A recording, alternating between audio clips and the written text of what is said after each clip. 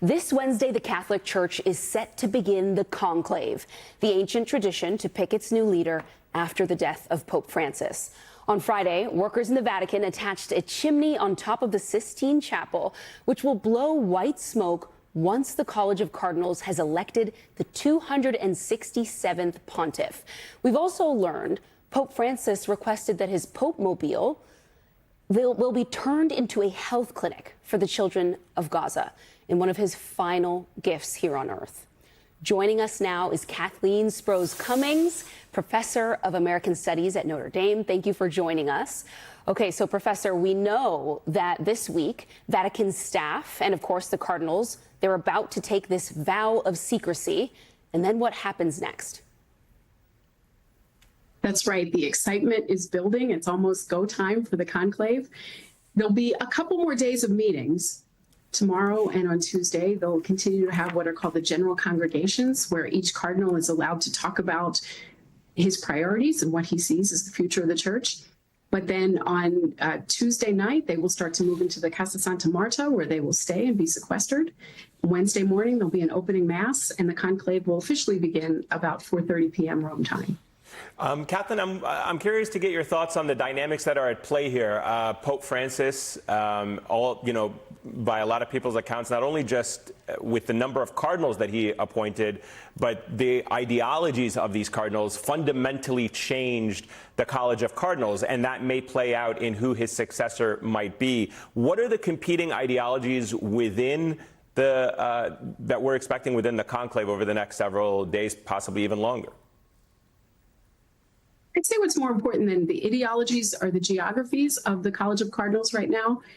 What Pope Francis did was expand the number. This is the largest number of cardinal electors there have ever been. There will be 133 men voting, as opposed to 115 when Pope Francis himself was elected.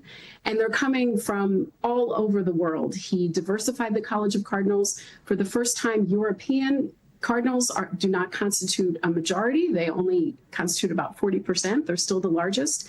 And what's on their minds right now, and will be as they vote, is who is the best man to lead the church right now, who is the best man to succeed Pope Francis, but also to succeed Peter, the first pope, and who can best bring the gospel to the world. And that will represent someone who may have different priorities, different shifts in emphasis than Pope Francis, but there will also be a lot of continuity. Kathleen, I hate to ask you to speculate, but if you had to speculate on who were the top three choices that are going to be up for selection, who do you think you would put your money on? Well, I wouldn't put my money on anything. I don't want to lose money. That's a surefire way to lose money.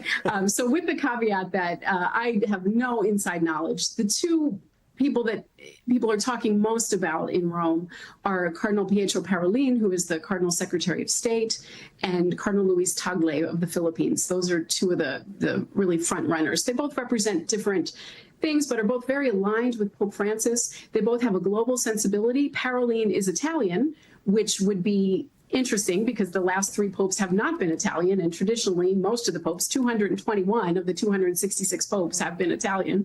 But Parolin has a lot of global experience. He's a diplomat. He's spent a lot of time as the papal nuncio to Venezuela.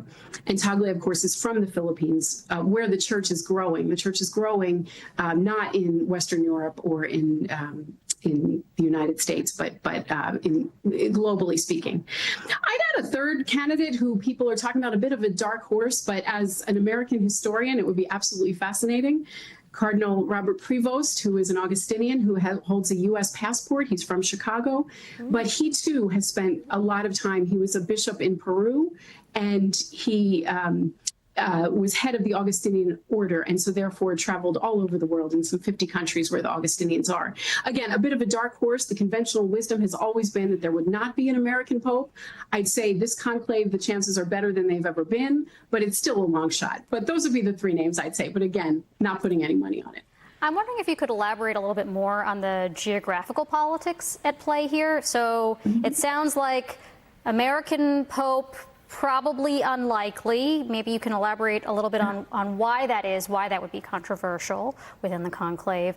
And where are there certain geographic areas that you think the cardinals who are voting are more likely to support, independent of the ideology of the particular contenders themselves?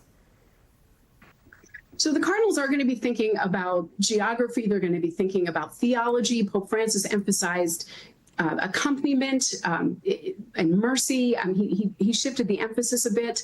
The cardinals might settle on someone who is a little bit more focused on doctrine, but geography is important. Pope Francis, as he said when he stepped out on that balcony in March of 2013, the bishops, his brother cardinals had gone to the end of the earth to find a bishop of Rome.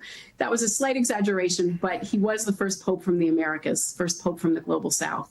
Pope Francis was a global pope for a global church, and the cardinals know even more now in 2025 than they did in 2013 that this is where the church is growing. And so they're going to want someone who may not be from those areas, but again, is very acutely aware of the global nature of the world's 1.4 billion Catholics.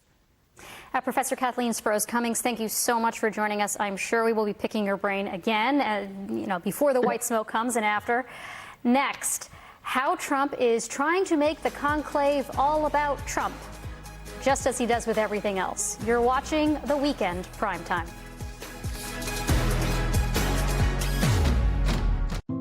My eyes, they're dry, uncomfortable.